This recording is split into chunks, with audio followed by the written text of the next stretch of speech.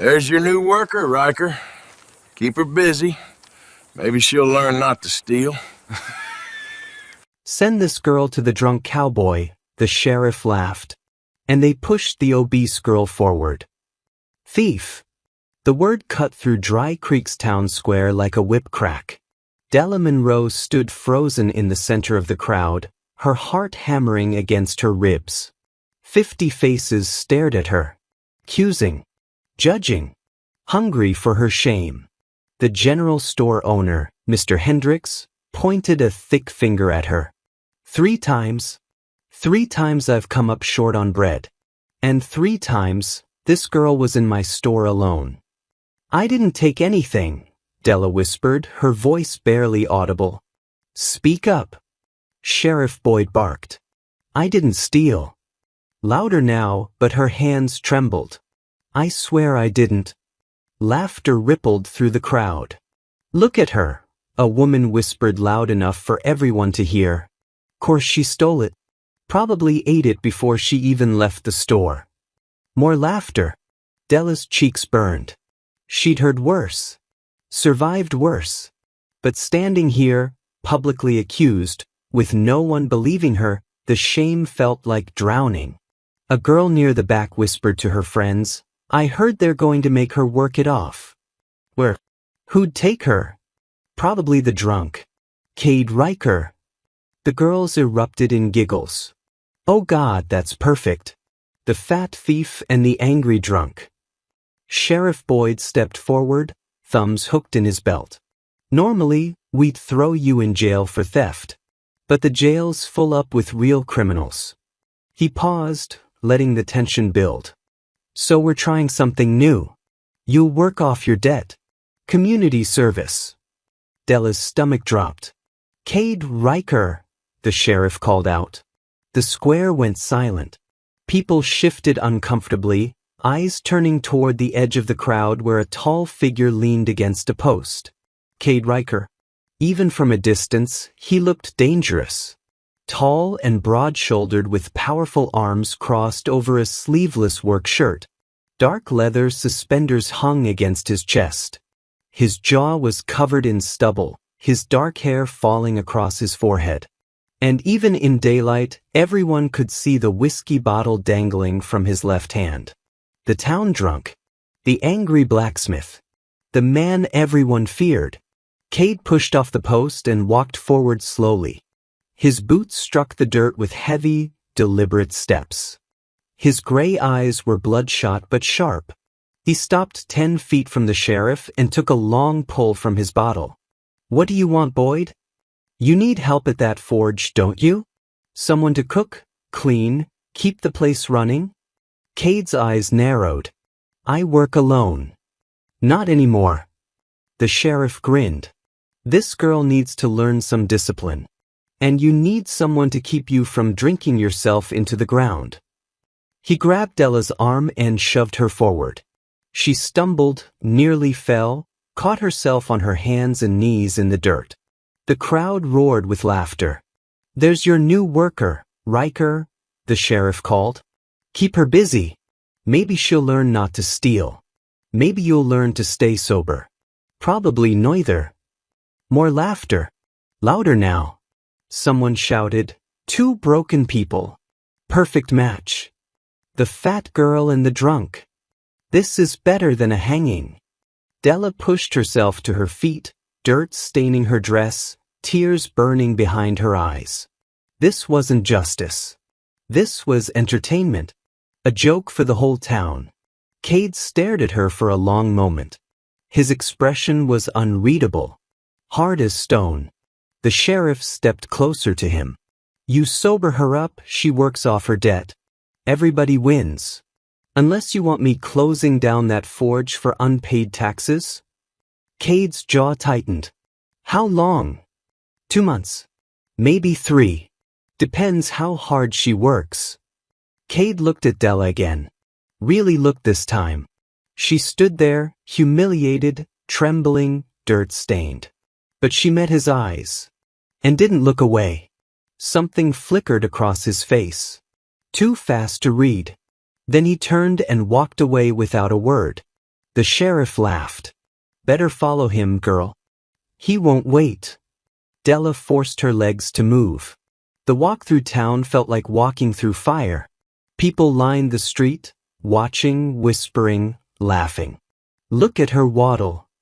Bet she doesn't last a day with Riker.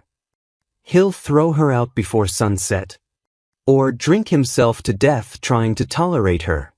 The girls from earlier followed behind, giggling. This is the best joke ever. I can't wait to see how this ends. She'll come crawling back within a week. Della kept her eyes down, focusing on each step. The forge sat at the edge of town, separated from everything by dry grass and broken fence. Smoke poured from the chimney. The sound of hammer on metal echoed across the emptiness. Della stopped at the entrance. Heat rolled out like a living thing. The air tasted of coal smoke, hot iron, and sweat. Inside, Cade stood at the anvil, his back to her. His sleeveless shirt clung to his muscular frame, soaked through. He brought the hammer down again and again, shaping red-hot iron with brutal force. The whiskey bottle sat on the workbench within arm's reach. Della's throat tightened. This was her prison now. Cade stopped hammering.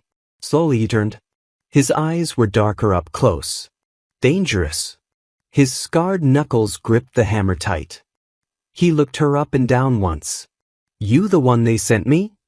Della nodded, unable to speak. Cade let out a short, bitter laugh. He reached for the whiskey, took a long drink, then set it down hard. They think this is funny. Sending you here. Like it's some kind of joke. His voice was rough. Maybe it is. Maybe we're both the punchline. He pointed toward a small cabin behind the forge. You sleep there. Cook, clean, keep this place running. He turned back to the anvil, picking up his hammer. Stay out of my way. Don't talk unless I ask you something. And don't expect kindness. I don't have any left. He brought the hammer down with a crash that made Della flinch. Now get out of my sight. Della backed toward the cabin, her heart pounding. She glanced back once. Cade was drinking again, his movements sharp and angry. This was the man they'd sent her to. The drunk everyone feared. But as Della stepped into the small cabin and closed the door, one thought burned through her shame. She'd survived worse. And she'd survive him too. Even if it killed her. Dawn came cold and unforgiving. Della woke to hammering. Relentless. Angry. She dressed quickly and stepped outside. The forge blazed. Cade stood at the anvil, shirtless except for his work shirt and suspenders, his body slick with sweat. The whiskey bottle sat beside him, already half empty. He didn't look up. There's a list. Do it. The list was brutal. Pump bellows. Haul water. Organize tools. Prepare coal. Della started with water. By her third trip from the well, her arms burned. By her 10th, she could barely grip the buckets. But she didn't stop. Cade worked in silence, his hammer striking iron in a rhythm that sounded like rage. Every few minutes, he'd stop, drink, then return to work. He never spoke. Never looked at her. By midday, Della's hands were blistered and bleeding. Bellows, Cade grunted. Della gripped the handles and pushed. The resistance was brutal. Her shoulders screamed. But she pumped. And pumped. For an hour straight. When Cade finally said, enough, she nearly collapsed. That evening, she cooked with what little she found. Beans. Bread. She brought him a plate. He took it without looking at her. Leave me. Della retreated. But that night, she found a tin of salve on her doorstep. No words. No explanation. Just the salve. Her throat tightened as she pressed it to her ruined hands. The second day was harder. The third was. Cade drank more. Worked angrier. Threw tools when the iron wouldn't cooperate. Never at her. But the rage was always there, simmering just beneath the surface. Della worked in silence, learning the rhythm of the forge. When to pump the bellows. When to stay out of his way. When to bring water without being asked. She never complained. Never cried. Never ran. On the fourth day, something changed. Midday. Della brought him water. Cade's hands shook too badly to hold the ladle. She steadied it just enough so he could drink. Their hands brushed briefly, functional and quick. Cade's eyes met hers. Bloodshot. Haunted. Why are you still here? His voice was rough. Because I have nowhere else to go. You could run. Disappear. No one would care. Where would I run to? Cade stared at her for a long moment. Then he pulled his hand away and returned to work. That evening, Della cooked again. This time, Cade came to the cabin instead of making her bring the food. He sat across from her at the small table. They ate in silence. You always been heavy? Cade asked suddenly. Della's cheeks burned. Yes. People mock you for it? Every day of my life. Cade nodded slowly. My brother used to say people mock what they don't understand. Makes them feel powerful. It was the first personal thing he'd said. Your brother? Della asked carefully. Dead 2 years. Cade's jaw tightened. Bank robbery. He was deputy sheriff. Got shot. I'm sorry. I was drunk when it happened. Didn't even know until hours later. His hands clenched around his fork. Should have been there. You couldn't have known. I should have been sober. Silence fell again. Then Cade stood. Get some rest. Tomorrow's harder. Della sat alone, tears slipping down her cheeks. It wasn't much, but it was something. The second week began. Cade still drank. Still raged at his work. But he ate meals with her now. Small conversations. Fragments of his past. And he started teaching her. Hold the tongs like this, he said one afternoon, guiding her hands. His calloused fingers briefly corrected her grip, then he pulled away immediately. There, Cade said quietly. Now you can help me hold pieces while I shape them. Working side by side, she noticed things. The way his jaw tightened when he was frustrated. The way his hands steadied when he focused on the work instead of the bottle. The way he looked at her sometimes when he thought she wasn't watching. One evening as they ate together, Cade spoke quietly. You didn't steal that bread, did you? Della's breath caught. No. I didn't. I believe you. 3 words. No softness. Functional. No one else does, she whispered. I do. Their eyes met briefly. Why? Della asked. Because I know what it's like to be accused of something you can't defend. To have the whole town decide who you are before you open your mouth. He rested his hand on the table near hers for a moment, not touching, just close enough to guide, then withdrew. You're not what they say you are. Neither am I. Then he pulled back, standing abruptly. I'll see you tomorrow. That night, Della lay awake, her hand remembering the brief warmth of the table proximity, but not lingering touch. Progress measured in inches. But progress nonetheless. By the end of the second week, Cade drank less. Talked more. Stood closer when they worked. One afternoon, Della stumbled carrying coal. Cade caught her to steady her, his hands firm but quick to release. Careful. They stood there briefly, posture steadying, not intimate. Cade's eyes briefly scanned her face, then returned to the work. Watch your step. Town women came for orders that week. They saw Della and Cade working together.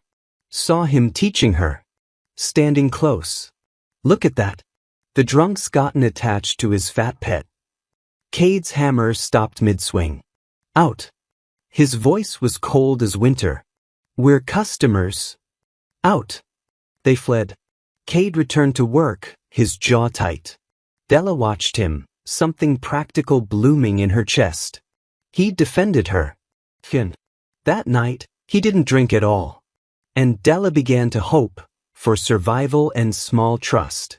The third week brought heat that sucked life from everything. The river slowed. Wells ran low. Crops withered. And Cade's forge suffered. Without water, the work became impossible. Cade stood at the anvil, staring at half-finished work, frustration rolling off him in waves. The bottle sat beside him. He reached for it more now. The drought had brought back his demons. Della watched, worry gnawing at her. She'd seen him drinking less. Seen him clearer. Steadier. But now the weight was crushing him again. That night she made her decision. Before dawn, she gathered her food rations, wrapped them carefully, and walked to town. The early market was just opening. She traded everything for 7 copper coins. It wasn't much, but it was a start. Every morning after, she woke early, hauled extra water from a creek 2 miles away, selling it for pennies. Mended clothes for women who mocked her, swallowing pride for coins. Baked with scraps, selling small pies at market. Cade never noticed. Too consumed by drought, failing business, whiskey pulling him down. But Della kept working. Kept saving. One evening, 3 men appeared at the forge. But, Drunken, Cade's old drinking friends. Riker. We're headed to the saloon. You coming? Cade hesitated, bottle in hand.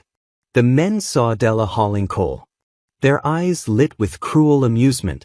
Oh well, this the girl they stuck you with? Della froze. Look at her. Built like a damn ox. How do you stand it, Cade? Looking at that every day? Bet she eats more than she's worth. Della's face burned. She kept working, trying to disappear. One man laughed. Maybe that's why you're drinking more. Can't face her sober. Cade went very still. What did you say? Just joking, Cade. Come on, let's get out. Cade's voice was low. Dangerous. What? I said get out. He set down the bottle and picked up his hammer. The men exchanged glances. We're just having fun. You're mocking her. Cade stepped forward, hammer gripped tight. In my forge, where she works harder than any of you ever have. Cade, come on. Out. He raised the hammer. The men fled. Silence fell. Cade stood there, chest heaving, still gripping the hammer. Slowly, Della approached. You didn't have to do that. Yes, I did. He turned to her, eyes clear despite the alcohol. They're wrong about you. About everything. They're your friends. They were drinking partners. Not friends. There's a difference. He set down the hammer, running a hand through his hair. I'm tired of being that man. The drunk who lets people say cruel things because I'm too lost to care. He looked at her directly. You deserve better than that. Better than me. You're better than you think. Cade shook his head. I'm trying to be. He stopped himself. Just trying. That night, he drank less than usual. Progress. 3 weeks into the drought, Sheriff Boyd arrived with 2 men. Cade was working, half drunk, trying to push through. Riker. Got business.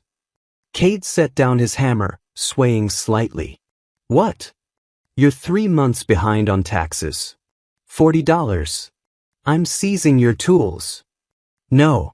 Cade stepped forward, fists clenched. You take my tools, I can't work. Not my problem. Cade lunged. The men grabbed him, slamming him against the anvil. Stop. Della ran forward. The sheriff laughed. The fat girl's got spirit. Della ignored him, turning to the tax collector. How much does he owe? $40. Why? Della ran to the cabin. Her hands shook as she dug up her hidden tin. $32. 3 weeks of starving, working, swallowing pride. Not enough. But something. She thrust it at the sheriff. 32. Give us 2 weeks for the rest. The crowd that had gathered went silent. Boyd stared at the tin. Where'd you get this? I earned it. Earned it? He grabbed her wrist, twisting hard. You're a thief. Probably stole this too. I didn't. Della gasped. I earned every penny. Cade exploded. He broke free and drove his fist into Boyd's face. The sheriff hit the ground, blood pouring from his nose. Touch her again, Cade snarled, and I'll kill you. Boyd scrambled up. You just assaulted a lawman. He was hurting me. Della shouted. Boyd spat blood. You're both done. I'll burn this forge to the ground. He rode off. Silence. Cade turned to Della, chest heaving. Why did you save money for me? Tears filled her eyes. Because you gave me a place when no one else would. Cade stared at her like seeing her for the first time. He walked to the workbench, picked up the whiskey bottle, stared at it, and poured it out. Every drop. No more, he said quietly. Della's breath caught. Cade looked at her, eyes clear. You starved for me. Worked for me. I'm done drowning. That night he didn't drink, and something unbreakable formed between them.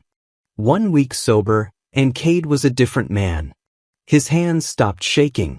His eyes cleared. His work sharpened. He looked more. Not much, but enough. My brother Jamie, he said one evening as they worked side by side. He raised me after our parents died. Kept me out of trouble. Made sure I learned a trade. Della pumped the bellows steadily, listening. He became a deputy sheriff. I was so proud. Cade's voice roughened. Then there was a bank robbery. Jamie went in to stop them. Got shot. He stopped hammering, staring at the glowing iron. I was in a saloon. Drunk. Didn't even know until hours later. You couldn't have known, Della said softly. I should have been there. Should have been sober. Should have been ready. You're sober now. He'd be proud of that. Cade looked at her, something breaking in his expression. You really believe that? I do. He nodded slowly, then returned to work. The town noticed the change. Cade Riker, sober. Working better. Talking to the fat girl like she mattered. Some people respected it. Most mocked it. He's gone soft. Pathetic. The fat girls ruined him. But Cade didn't care anymore. 3 days later, Della woke to the smell of smoke. She bolted upright, heart pounding. Orange light flickered through the cabin window. Fire. She ran outside and froze. The forge was burning. Flames consumed the wooden supports, licking up the walls, devouring everything. Cade! She saw him through the smoke, inside the forge, trying to drag his anvil away from the flames. A support beam cracked above him. It fell. Cade went down, pinned under the burning wood, his leg trapped. Della! His voice was strangled with pain. She didn't think. She ran straight into the fire. Heat seared her skin. Smoke choked her lungs. But she kept moving. She grabbed a metal rod from the ground, jammed it under the beam, and used it as a lever. Her arms screamed. Her muscles burned. But she lifted. The beam shifted. Cade dragged himself free. Della grabbed him under the arms and pulled with everything she had. They collapsed outside just as the roof caved in. Della lay on the ground, coughing, her dress singed, her arms blistered. But Cade was alive. Townspeople arrived, too late to stop the fire, carrying buckets that did nothing. They stopped when they saw Della, covered in ash, burned, exhausted, standing over Cade protectively. Sheriff Boyd appeared at the edge of the crowd, his face carefully neutral. Someone whispered, "He did this. Arson. He said he'd burn it down." The murmurs grew louder. Boyd turned and walked away quickly. Cade sat up, wincing, and looked at Della. "You ran into fire for me." Della knelt beside him, tears cutting tracks through the ash on her face. You punched the sheriff for me. Cade reached up, his burned hand touching her cheek gently. I don't deserve you. You do, Della whispered. You just didn't see it yet. I see it now. He pulled her close, holding her like she was the only solid thing in a world that had tried to burn them both. The town watched in silence. Some ashamed. Some awed. Later, as Della bandaged his leg in the cabin, Cade spoke quietly. I thought I'd lost everything when Jamie died. Thought there was nothing left worth staying sober for. He looked at her. I was wrong. Della's throat tightened. You're the reason I stopped drinking, he continued. The reason I wanted to be better. Because you deserved better than a drunk who couldn't see past his own pain. Cade. Let me finish. His voice was firm but gentle. You worked yourself to exhaustion for me. Saved money. Ran into fire. You never gave up. He took her hand carefully, mindful of her burns. I'm not giving up either. On this forge. On this life. He paused. On you. Della's tears fell freely now. I don't have much to offer, Cade said. But what I have is yours. If you want it. Della nodded, unable to speak. Cade pulled her close again, and they sat together in the ruins of the forge. Two broken people who'd saved each other. Not with grand gestures, but with stubborn refusal to let go. Outside, the town whispered. Inside, Della and Cade held onto something neither had expected to find. 2 weeks later, the forge stood rebuilt. Not by Cade alone. The town had helped, shamed into action by Della's bravery. Men who'd mocked her brought lumber. Women who'd whispered about her donated supplies. They worked in guilty silence, unable to meet her eyes. Della accepted their help without gloating. She simply worked alongside them, steady and strong. Sheriff Boyd had been arrested for arson. 3 witnesses came forward, emboldened by Cade's stand. The new marshal, a fair man from Denver, took over. And now, the town gathered in the square for a meeting. Cade stood at the front, his legs still bandaged but healing. Della stood in the crowd, trying to stay invisible. The marshal addressed everyone. We're here to clear up some business. First, the charges against Della Monroe. The crowd shifted uncomfortably. Mr. Hendricks, you accused her of theft. 3 loaves of bread over 3 weeks. The store owner nodded reluctantly. Funny thing, the marshal continued. I did some investigating. Turns out your son was sneaking bread to his friends. He confessed yesterday. Gasps rippled through the crowd. Hendricks' face went red. I didn't know. But you accused her anyway. Publicly. Ruined her name. The marshal's voice was cold. Miss Monroe is innocent. Completely innocent. Silence fell like a hammer. The marshal turned to Della. On behalf of this town, I apologize. Della stood frozen, tears streaming down her face. All this time. All the shame. All the mockery. For nothing. Cade stepped forward, his voice carrying across the square. 2 months ago, you sent this woman to me as a joke. A punishment. You laughed at her. Pushed her. Treated her like garbage. People looked down, ashamed. She worked harder than any man I've ever hired, Cade continued. She saved money in secret to pay my debts. She ran into fire to save my life. He walked into the crowd, straight to Della. She's the strongest person I've ever known. He took her hand, pulling her forward gently. And I'm asking her, in front of all of you, to be my wife. The crowd erupted in gasps. Della stared at him, unable to breathe. Not because I need someone to cook and clean, Cade said, his eyes locked on hers. Because I need you. Because you made me want to be sober. Because you saw worth in me when I had none. His voice softened. Because I love you. Della's tears fell freely. Cade. Marry me, he said simply. She nodded, unable to speak, and threw her arms around him. Cade held her tight, and kissed her in front of the entire town. Some people clapped. Others stood in stunned silence. The women who'd mocked her looked away, ashamed. Della didn't care. She just held onto Cade like he was her anchor in a storm. When they finally pulled apart, Cade addressed the crowd one last time. You sent her to me thinking it was punishment for both of us. But she saved my life. In every way a person can be saved. He looked at Della. And I plan to spend the rest of my life making sure she knows her worth.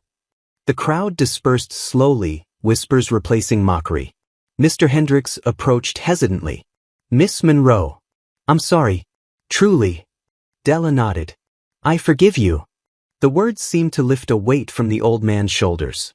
That evening, as the sun set, Cade and Della stood together at the rebuilt forge. We're partners now, she said softly.